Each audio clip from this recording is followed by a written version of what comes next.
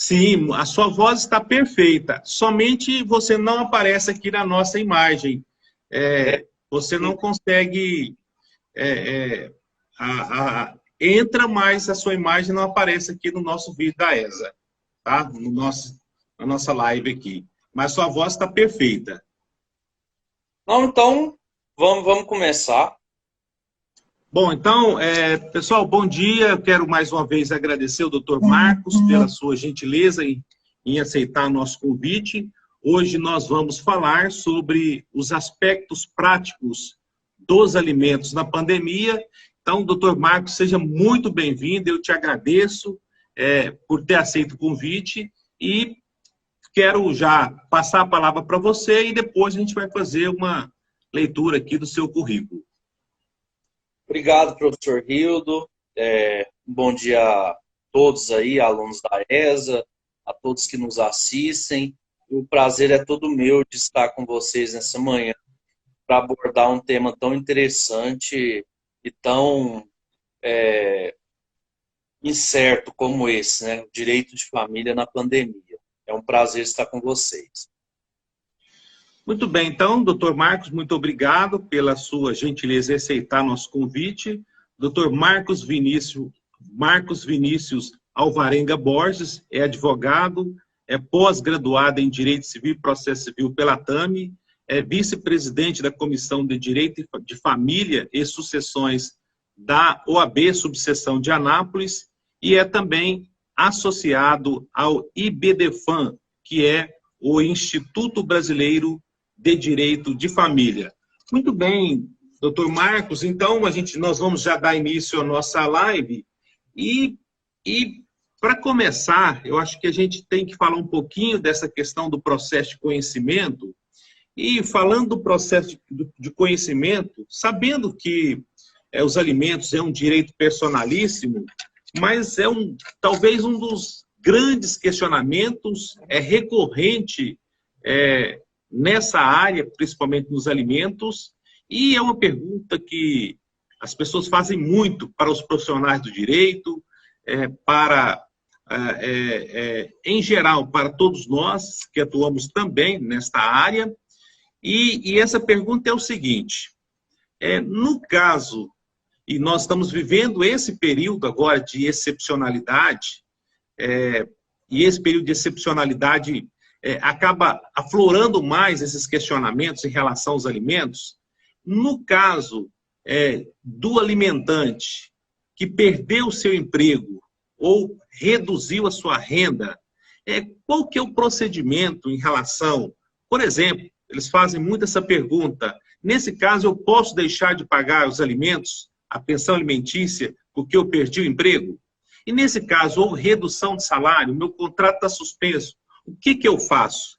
Então, esse eu diria que um grande questionamento, e antes de passar a palavra para você, doutor Marcos Vinícius, eu quero, em nome da ESA também, da Escola Superior de Advocacia, agradecer todos que estão nos assistindo, cumprimentar também a doutora Luciana Lara, que é a nossa diretora da ESA Goiás, e já te passar a palavra para responder essa pergunta, que eu acho que ela é recorrente em todas as áreas, inclusive no direito alimentício, pensando, é claro, no direito de família. Ok, professor, agradeço a pergunta. Bom, realmente, essa questão da pandemia, ela trouxe inúmeros questionamentos quanto às incertezas da continuidade de relações jurídicas, né? E com as relações jurídicas alimentares também não seria diferente.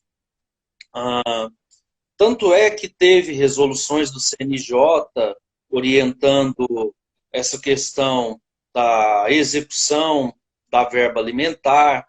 Teve também agora recentemente o projeto de lei 1179, que converteu em lei, né, orientando essa questão da execução, que suspendeu a prisão, né? Houve agora uma optação por uma prisão domiciliar e prejudicando aí esse recebimento das verbas alimentares. Mas, em relação à sua pergunta, se encaixa perfeitamente a questão do caráter rebus sic stantibus dos alimentos, né? Que a qualquer momento, a depender da necessidade da criança ou da redução da possibilidade de quem paga essa pensão, eu entrar com uma ação de revisão de pensão a qualquer momento, né, para pedir a redução dessa pensão. É muito pertinente agora, nesse período de pandemia, a gente entrar com essas ações revisionais para que se reduza o montante alimentar, mas lembrando que o Tribunal de Justiça de Goiás, como o STJ também já enfrentou essa questão, a simples alegação da impossuficiência ou da possibilidade de pagamento não é meio hábil para que esse quanto seja reduzido. Eu preciso demonstrar que houve uma redução de fato na minha capacidade laboral ou na minha capacidade de produção para que eu possa pagar esse alimento de uma forma reduzida. Daí, por exemplo, muitos pais perderam o emprego. O que vai atestar isso? Eu entro com a ação e constituo como meio de prova a cópia da carteira de trabalho. Eu entro com a ação e constituo como prova o espelho do auxílio emergencial. Ou, assim, se eu sou autônomo, eu entro com a ação e mostro para o juiz o meu extrato do MEI como meio de prova que essa redução possa vir a acontecer, né?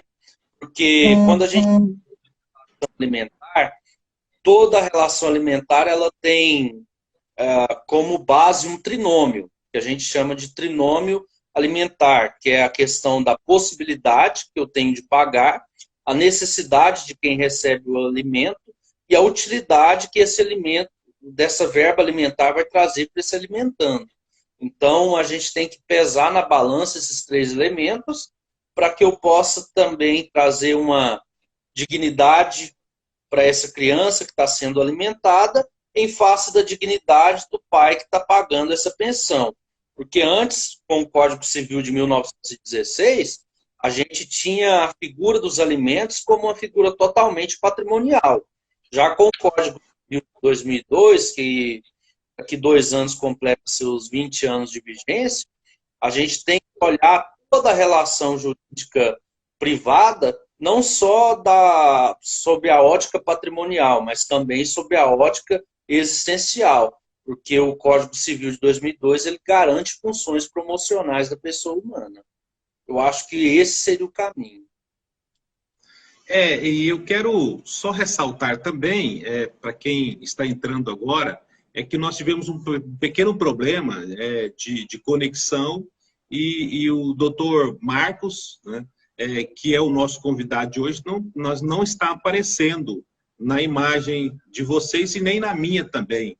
Foi um problema técnico e nós decidimos por manter a live e dar continuidade em razão do público que nós temos e em razão também da relevância do assunto. Também quero fazer meus cumprimentos ao doutor Dielber, também diretor da ESA, e cumprimentar os advogados de Goiás, especificamente ou especialmente os advogados de Anápolis, da onde o doutor Marcos está falando nesse momento. Doutor Marcos, é um tema também que você citou o Código Civil de 2002, mas nós tivemos um código novo, uma atualização ou uma reforma total, que é o Código de Processo Civil de 2015. E aí eu gostaria de debater com você qual que foi a influência desse atual Código Civil em relação aos procedimentos das ações alimentares ou até mesmo da execução alimentar. Houve alguma influência, por exemplo, você acabou citando aí a questão da prisão do devedor, que nesse momento já existem decisões suspensas em razão desta excepcionalidade que estamos vivendo, mas eu queria ouvir de você uma abordagem da influência do Código de Processo Civil de 2015 em relação aos procedimentos das ações de alimentos, que eu diria de conhecimento e também das ações de execução. Quero aqui fazer os meus cumprimentos ao meu amigo, Dr. Samuel Balduino, que é o presidente, nosso presidente do Tribunal de Ética e Disciplina da OAB Goiás. Então, professor, quando a gente fala de processo de conhecimento e processo de execução no direito de família, a gente tem que fazer uma releitura de todos os institutos do direito material sob a ótica do novo processo civil. A primeira mudança que teve, não só para as ações de alimento, como para todas as ações de família, houve um capítulo próprio, né, que ficou conhecido como processo de família. Daí, nesse processo de família, a gente vai ter regramento próprio para as ações de guarda, divórcio, as ações que envolvem aquele procedimento de mediação. Então, todas elas vão ter um regramento próprio no direito de família, no Código de Processo Civil, que já foi um avanço. Ficou mais claro também a questão das tutelas provisórias. Antes, a gente tinha uma noção confusa do que poderia aplicar em relação ao direito de família. Se era tutela da evidência, se era uma tutela provisória de urgência, ou se era uma tutela cautelar. Com o novo Código de Processo Civil, a gente começa a ter um delineamento melhor sobre o que se pode usar em relação ao processo de família, em questão das tutelas provisórias. Mas em relação aos alimentos, a gente tem que trabalhar com a ideia de que o Código de Processo Civil ele se aplica de forma suletiva, porque a gente tem uma lei especial, que é a Lei 5478, que ela quantifica a forma e os procedimentos em relação aos alimentos. Mas também eu não posso esquecer da regra dos pedidos cumulados, que quando eu peço os alimentos cumulados com algum outro pedido envolvendo procedimento de família, seja ele guarda, seja ele fixação de regime de convivência, seja ele qualquer outro movimento jurisdicional relacionado a alimentos e algum outro procedimento, eu já vou para o rito comum do Código de Processo Civil. Daí eu opto por uma ação de rito comum, com um procedimento de mediação, e todas as fases, né? Aí eu deixo de lado essa lei especial. Mas se for uma ação de alimentos pura e simples, eu uso a Lei 5478, que prevê que a petição inicial deve ser distribuída em 3 vias, vai ter o despacho liminar do juiz fixando os alimentos provisórios, com a citação do réu, e depois vai ter uma audiência una, em que vai ter que fazer a impugnação, a contestação oral, os meios de provas vão ter que ser feitos naquela audiência, com todas as suas especificidades. Diferente, por exemplo, quando eu peço uma ação de alimentos e guarda, por exemplo, que vai ter uma ação de rito comum, com todos os momentos, com todas as fases, postulatórias, instrutórias, decisórias. Aí eu acho que a relação do Código de Processo Civil diz mais ou menos em relação a 2 momentos. Quando eu entro com ação de pedido cumulado e quando eu entro com ação de alimentos puros e simples. Eu acho que é esse a nossa grande dificuldade. Outra dificuldade que eu vejo também é em relação aos meios de prova que podem ser feitos nas ações de alimentos. A grande dificuldade do advogado às vezes a mãe chega para a gente e fala: olha, doutor, eu sei que o pai dele ganha 3, 4 mil reais, mas eu não tenho como provar. Aí a gente começa a investigar na consulta inicial. Mas o que ele faz? Ele é empresário? Ele desenvolve atividade? O que é? Aí, geralmente, a pessoa fala: não, ele é empresário. Daí, o que a gente faz como advogado? A gente vai lá no site da Receita Federal, busca pelo nome ou pelo CPF, e geralmente sai um espelho lá se ele é sócio de alguma atividade comercial ou se ele é um microempreendedor individual. Eu já tive decisões aqui da segunda vara de família que eu acostei o espelho da declaração de microempreendedor individual, que a juíza majorou de 30% para 50% os alimentos provisórios. Então, assim, são meios de prova que a gente, às vezes, acaba esquecendo, mas são muito úteis para formular a questão da satisfação do cliente. Outra forma também de satisfazer essa questão da fixação dos alimentos é a busca nos sistemas judiciais, Bacenjude, Renajude e a questão do Infojude para ver as DIRFs, né, as declarações de imposto de renda dos exercícios. Geralmente eu peço dos 3 últimos anos, que dá para comprovar uma média boa aí de contribuição. Outra coisa que também tem sido bastante usada, e isso já foi consagrado pelo STJ, é a questão da teoria da aparência. Muitas vezes o pai alega para a mãe que não tem condições, né, na vida real, mas na vida real mesmo ele vive uma vida de ostentação, vive uma vida de muitas posses na rede social. O que eu faço? Eu tiro print dessas fotos, faço uma ata notarial dessas fotos e, com base na teoria da aparência, eu demonstro para o juízo que esse pai não é o que ele diz ser, mas que, na verdade, consegue ter uma capacidade contributiva bem maior do que ele diz ser no processo. Então, assim, o Código de Processo Civil também inova nessa questão da ata notarial, e a ata notarial acaba sendo um meio muito utilizado no processo de família, não só para as ações de alimento, né, mas principalmente para as ações de guarda e regimes de convivência.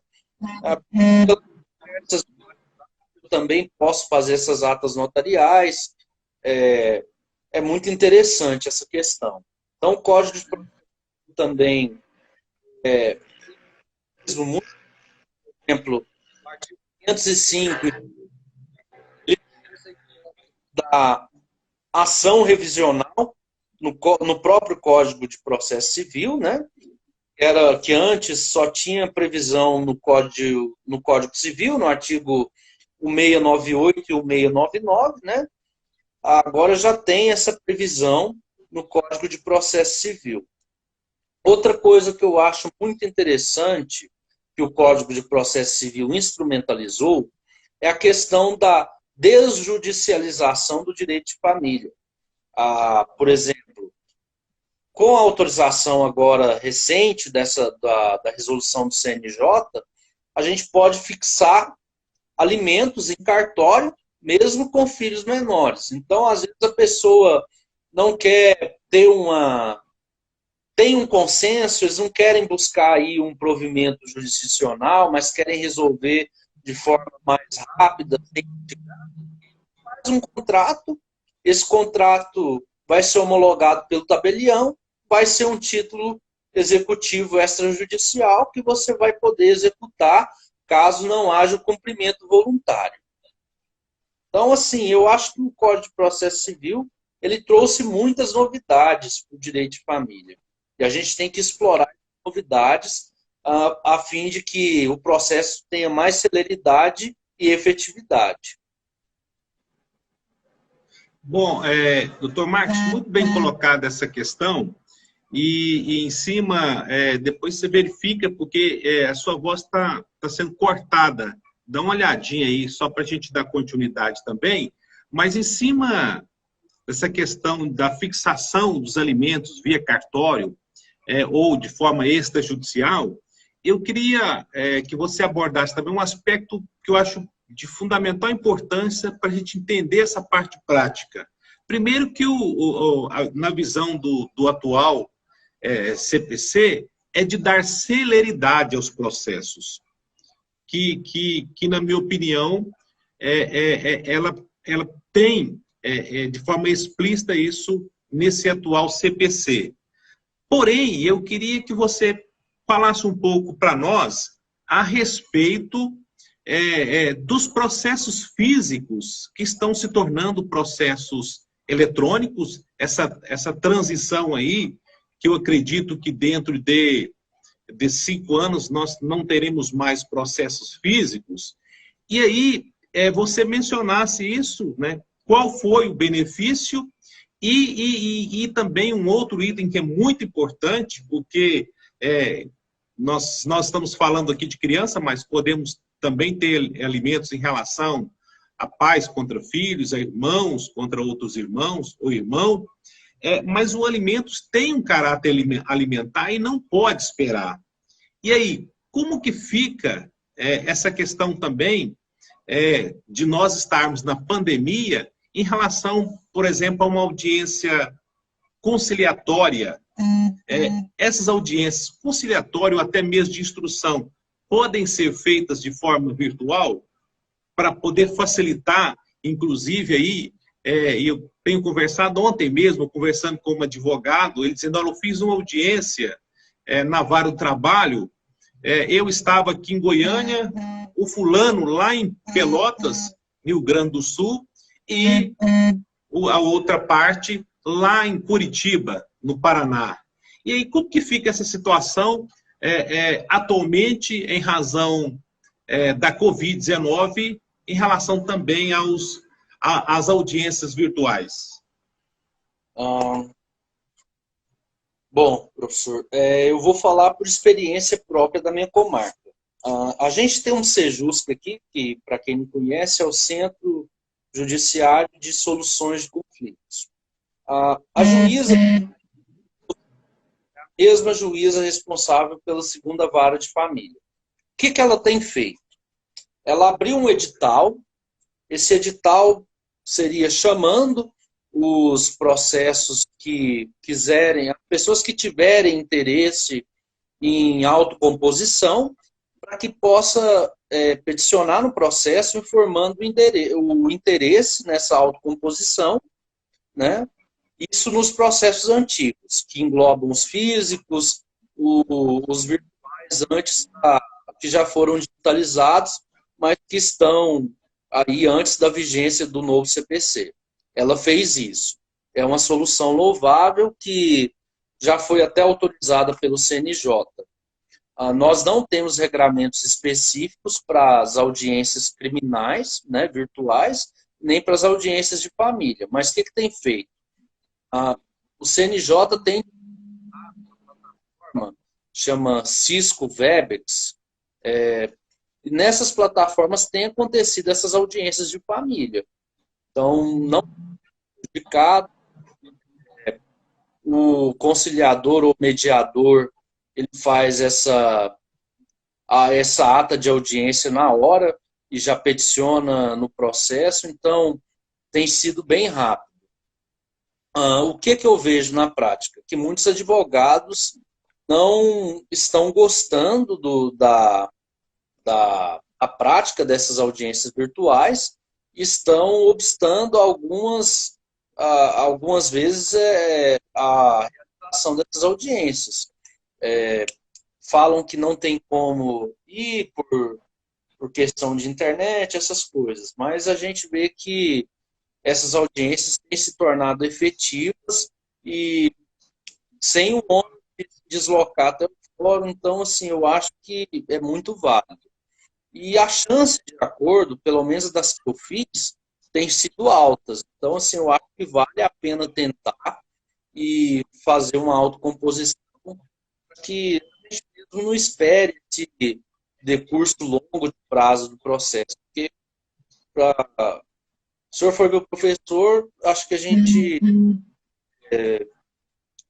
tem aí uma noção do inventário aí de 2016 que não teve resultado. Então, essas alternativas de conciliação têm sido muito válidas. A única questão que ela não permitiu a conciliação foi nas ações que envolvem estado de pessoa, né?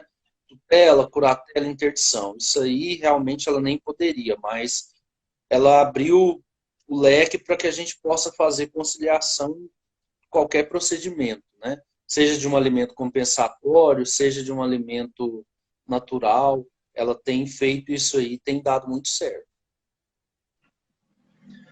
Bom, doutor Marcos, a gente tem trabalhado muito a questão prática e na prática, eu tenho certeza que você já conviveu com isso, são dois questionamentos práticos. Primeiro que, às vezes, quando a pessoa te procura para propor uma ação de alimentos, ela fala da questão salarial da pessoa do alimentante, e aí quando você procura, e o endereço? Ela falou, eu não sei onde ele está. E aí é uma dificuldade, essa questão da citação na ação de alimentos do alimentante.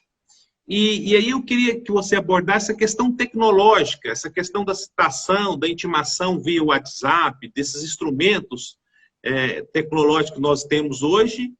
E além desse questionamento, um outro questionamento também que as pessoas fazem muito, e a gente discute muito aí entre nós, colegas aí, advogados, é a respeito da prisão do devedor.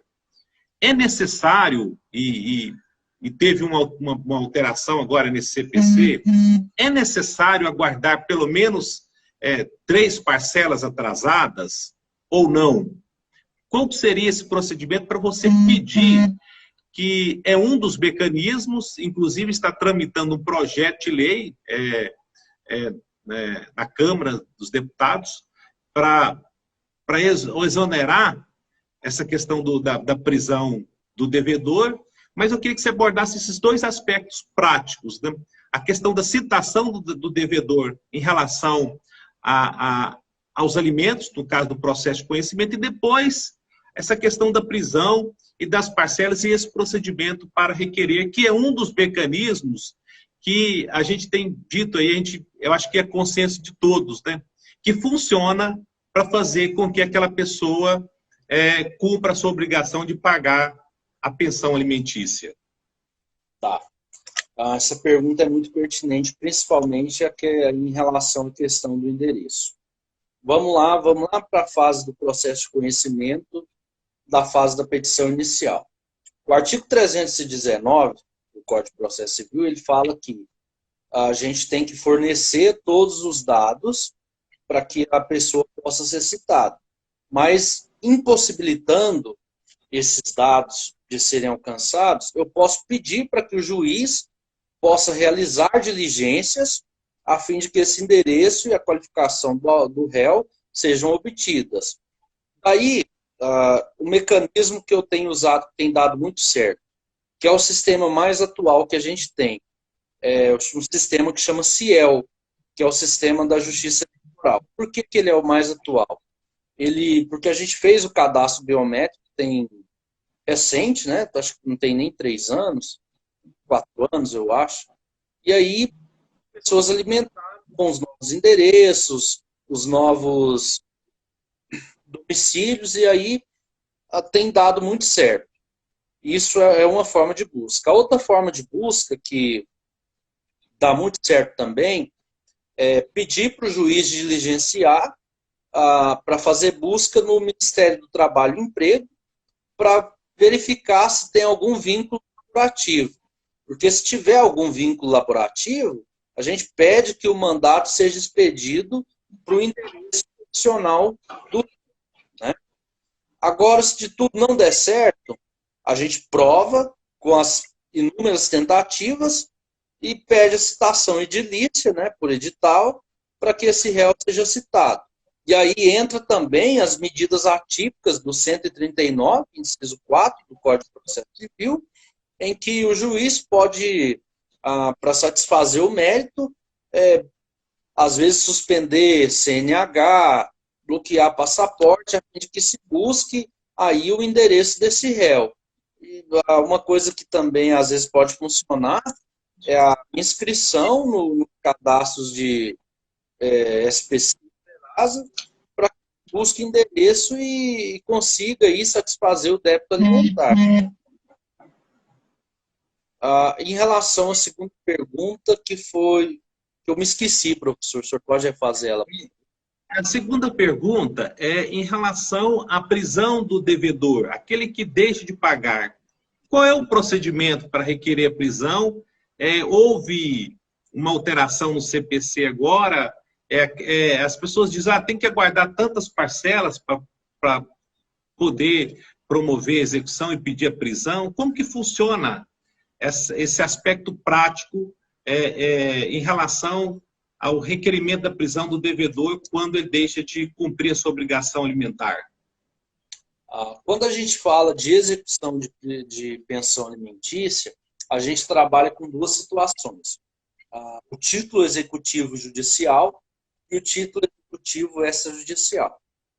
E porque tem regramentos próprios, né? Por exemplo, o título executivo judicial, em que eu vou pedir o cumprimento de sentença, seja ele pelo rito da prisão ou pelo rito da quantia certa, vai estar em momentos distintos no Código de Processo Civil. Mas, assim, é muito parecido, não causa dúvidas em relação ao outro. Mas, quando a gente fala de execução de pensão alimentícia, existem duas formas. A primeira, executar pelo rito da prisão. Pelo rito da prisão, o devedor de alimentos, ele vai ficar preso por até 3 meses, né? Por 90 dias, por até 3 meses. E o único requisito para que essa prisão aconteça é que ele deva até 3 meses de pensão. Não significa, por exemplo, que eu tenho que aguardar 3 meses de atraso por exemplo, ele atrasou um dia na pensão e se eu quiser executar ele, eu posso. Mas não é razoável. Mas, assim, a ideia de que eu tenha que aguardar esses 3 meses para executar um pai ou uma mãe, isso cai por terra. Porque o Código de Processo Civil fala que eu posso executar os 3 meses de atraso e os que compreenderem dentro da execução. Por exemplo, eu ajuizei a execução em abril e o réu só foi conseguir ser citado em agosto. O réu deve, desde abril, os 3 meses anteriores, né? Abril, março, fevereiro e janeiro, né? E até onde ele foi citado. São as que compreendem entre o processo. Mas supondo que eu tenho mais que 3 meses de atraso, eu tenho, por exemplo, 6 meses de atraso de pensão. Eu vou cobrar 3 meses pelo rito de prisão e os outros 3 meses eu vou cobrar pelo rito da expropriação de bem. E aí, nesse rito da expropriação de bens, eu posso pedir, por exemplo, o bloqueio de parte do salário, eu posso pedir o bloqueio de ativos financeiros, eu posso pedir o bloqueio de recebimentos de aluguéis. O STJ, ano passado, entendeu que eu posso pedir o bloqueio de FGTS. Quer uma ideia boa? A gente está vivendo muito período do auxílio emergencial. Decisões do Tribunal de Justiça de São Paulo, do Rio de Janeiro, em que aprisionou parte do auxílio emergencial para o pagamento de verba alimentar. Então, assim, é muito interessante essa questão. A análise que eu faço.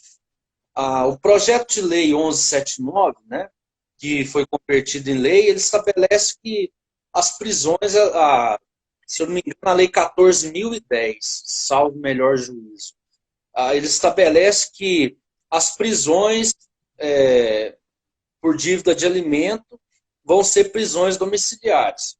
Mas eu entendo que isso não vai surtir efeito nenhum prático, porque qual que é a ideia da prisão para que a pessoa pague a pensão? É que ela fique em cárcere, né, ou pelo menos ameaçada a fazer esse pagamento para não ser presa. Mas a gente já está vivendo uma pandemia, ninguém está saindo, ninguém está vivendo as suas vidas na normalidade, então Ao meu entendimento, uma prisão domiciliar não resolve de nada. O que eu já tenho feito? Eu tenho entrado com execuções de alimento, mas no rito da expropriação de bens. Eu já posso pedir para que o juiz oficie a Caixa Econômica Federal, para ver se ele recebeu auxílio emergencial, e se já recebe, já pede o aprisionamento da próxima parcela, e assim, acho que tem mais êxito. Bom, doutor Marcos, e é muito pertinente esse assunto. Você acabou respondendo um questionamento de algumas pessoas que já me fizeram esse questionamento também, mas eu gostaria que você reforçasse esse assunto, porque é muito importante. A questão da penhora. E aí, você falou da penhora do FGTS e essa questão da penhora também do salário, e aí eu queria que você mencionasse qual é o percentual que pode ser penhorado do salário dessa pessoa que de alguma forma deixou de pagar, e aí é muito comum a figura do alimentante, ele às vezes, de alguma forma, colocar o salário dele lá de um salário mínimo, ou pouco mais de um salário mínimo, e receber aí de forma de caixa 2 ou por fora mesmo, a quantia real do seu salário. E era a pergunta que eu ia te fazer e você acabou respondendo. O auxílio emergencial pode ser penhorado para efeito de pagamento de pensão alimentícia? Pode, é perfeitamente possível, né? Isso aí dos Tribunais de Justiça de São Paulo, do Tribunal de Justiça de Minas, do Tribunal de Justiça do Rio Grande do Sul, em que penhorou-se parte, né? Penhorou, acho que do auxílio emergencial, pessoa. Mas em relação a essa penhora, o STJ ele tem um posicionamento de que essa penhora ela não possa prejudicar o sustento próprio da pessoa, mas não fixa um patamar, um quantum aí, assim, limite. Mas o que eu tenho visto? O Tribunal de Justiça de Goiás ele fixa entre 30% a 50% do valor da verba salarial da pessoa. Então, assim, vai do entendimento de cada juiz, né? E de acordo com o caso concreto que a pessoa traz aí os elementos de que existe aí dentro da proporcionalidade de quem pode pagar e da necessidade de quem recebe. Eu acredito que consiga convencer o juiz ou o né, de que essa criança precisa receber um pouco mais, né? O que eu oriento assim as pessoas a fazerem? Na petição inicial, comece a fazer um cronograma da vida da criança. Faça aí, por exemplo, uma tabela, pode ser em Word ou Excel, mas, por exemplo, gastos médicos do mês, X, gastos com alimentação, Y, gastos com comida, e vai pontuando e, se possível, sempre juntar comprovantes para convencer o juízo de que essa criança tem gastos e tem necessidade, né? Para que depois o pai que brigue para depois abaixar essa questão de redução. Bom, doutor Marcos, um outro assunto que também é recorrente é a respeito dessa fixação dos alimentos, que você acabou adiantando aí um pouquinho a respeito do percentual, e por exemplo, o que seria alimentos em relação ao pagamento, por exemplo, o que entraria?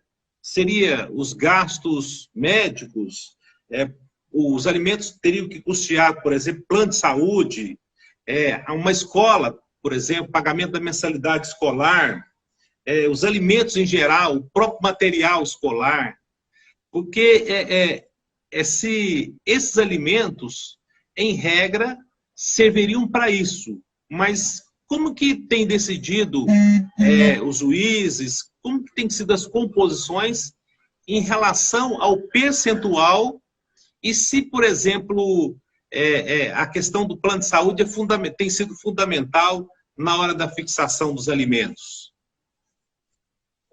Interessante, professor.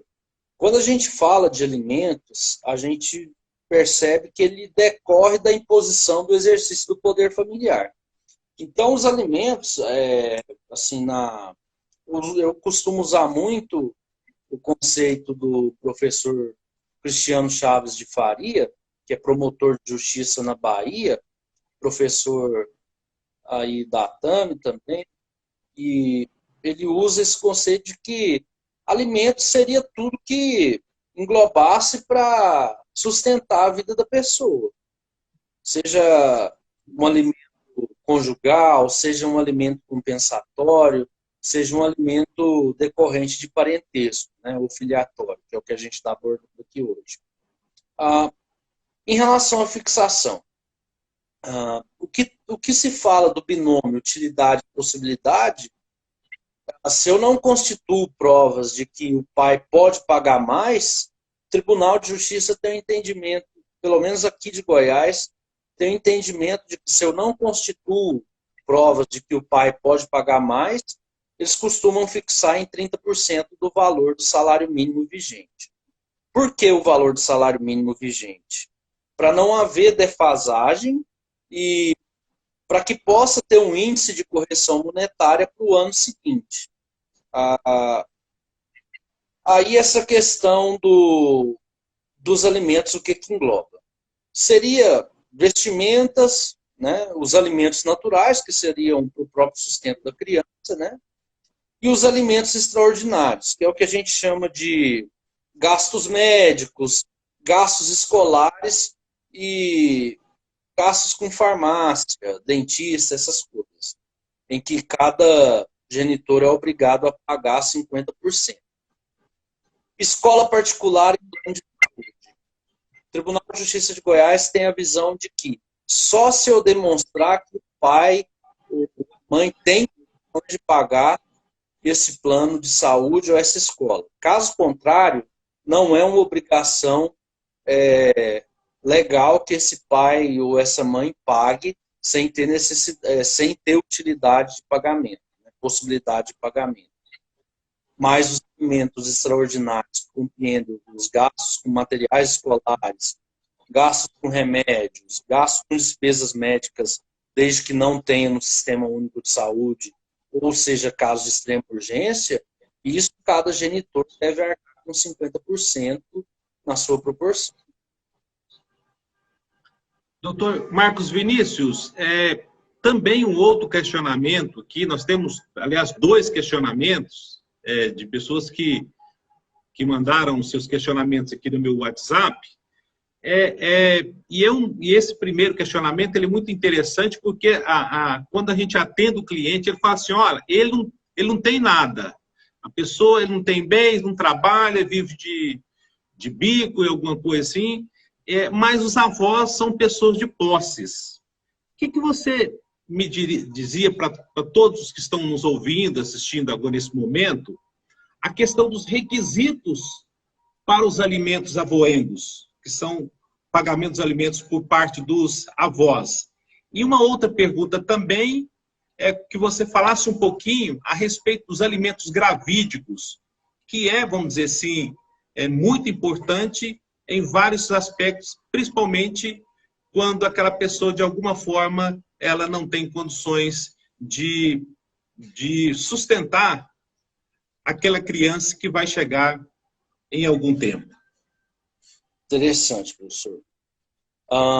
Eu até agradeço quem fez essa pergunta dos alimentos avoengos, porque é uma coisa muito complicada no direito brasileiro. Porque os alimentos avoengos, eles não têm caráter principal, eles têm caráter subsidiário. Ou seja, eu provoco o pai até onde eu não mais puder ir. Aí só daí que o STJ autoriza a entrar com a ação de alimentos avoengos, mas esse alimentos avoengos ele vai ter caráter complementar ao do pai. Então, assim, eu não posso entrar por via direta contra os avós para obter uma prestação jurisdicional de alimentos.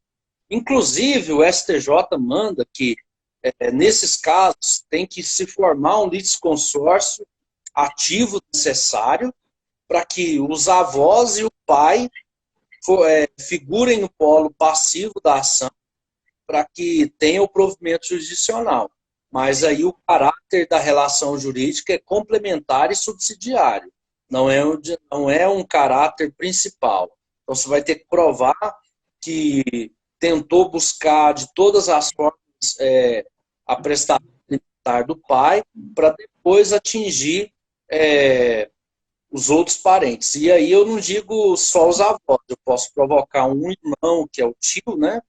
Ou tia, eu posso provocar para que se pague os alimentos, para que se preste os alimentos. A outra pergunta foi sobre... Os alimentos gravídicos. Alimentos gravídicos. É importante que a gente recorde, em relação aos alimentos gravídicos, lá na parte geral do Código Civil. Nosso código adota a teoria natalista, mas ela põe a salvo os direitos do nascituro desde a concepção. Então, o nascituro ele é um ente despersonalizado, né? Não tem personalidade jurídica, mas tem proteção jurídica. Então, os alimentos gravídicos estão nessa seara para proteger as necessidades básicas do nascituro. Mas quem pede esses alimentos gravídicos não é o nascituro, é a mãe. A mãe que pede em nome do nascituro. Então, só que eu preciso demonstrar para o juiz uma breve prova pré-constituída de quem é o genitor, né?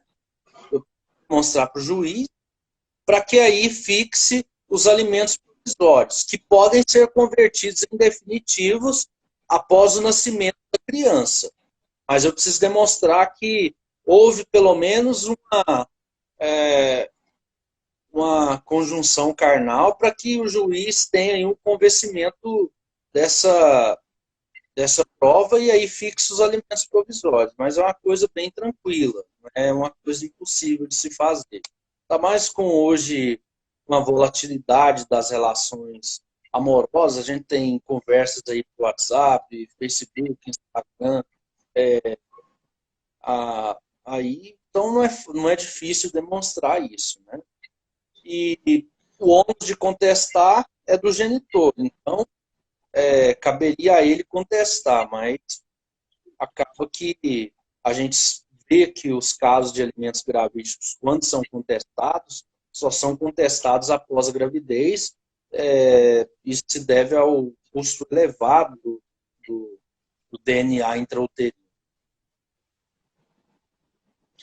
Bom, doutor Marcos, eu quero, já finalizando, foi muito rápido e eu tenho certeza que todos que assistiram aprenderam muito, enriqueceram o seu conhecimento nessa esfera, e eu, em nome da Escola Superior de Advocacia, que em nome também do doutor Rafael Lara Martins, que é o coordenador geral da ESA, eu quero te agradecer imensamente pela sua gentileza, por ter aceito o convite. Eu sei que você é um advogado ocupado, um advogado respeitado aí na cidade de Anápolis, e eu quero só mais uma vez dizer muito obrigado e te convidar para uma próxima live. Aí nós vamos organizar essa questão da internet, né? Não foi possível a sua presença aqui conosco, né? Presença que eu digo, a sua imagem, mas com certeza eu quero contar com você em uma próxima oportunidade, porque eu sei que esse assunto ainda não foi esgotado. Então, muito obrigado, doutor, e fique com você as suas considerações finais. Professor, eu agradeço imensamente o convite, eu agradeço também e externo os meus abraços aí a toda essa equipe fenomenal da ESA, doutor Rafael, doutora Luciana, nossa conterrânea Ana Paulina, doutora Mariane, né, doutora Antônia. Então, eu estendo aí os meus abraços a todos vocês. E aos que nos ouviram também, né, eu agradeço muito pela paciência e pela atenção.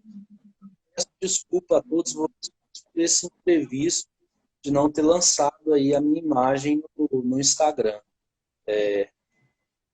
Eu tenho certeza para vocês que não foi proposital. Mas se alguém tiver alguma dúvida, pode me chamar no Instagram, no direct, que eu preparei o material. Se vocês quiserem, podem me chamar que eu mando para vocês. E estou aí à disposição para novas lives e é um prazer estar com você, professor. Você sabe que...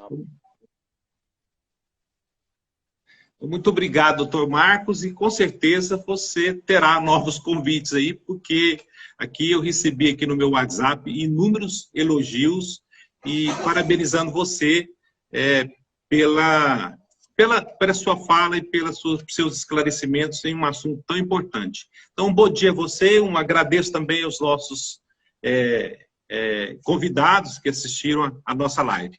Então, até uma próxima oportunidade e bom dia a todos.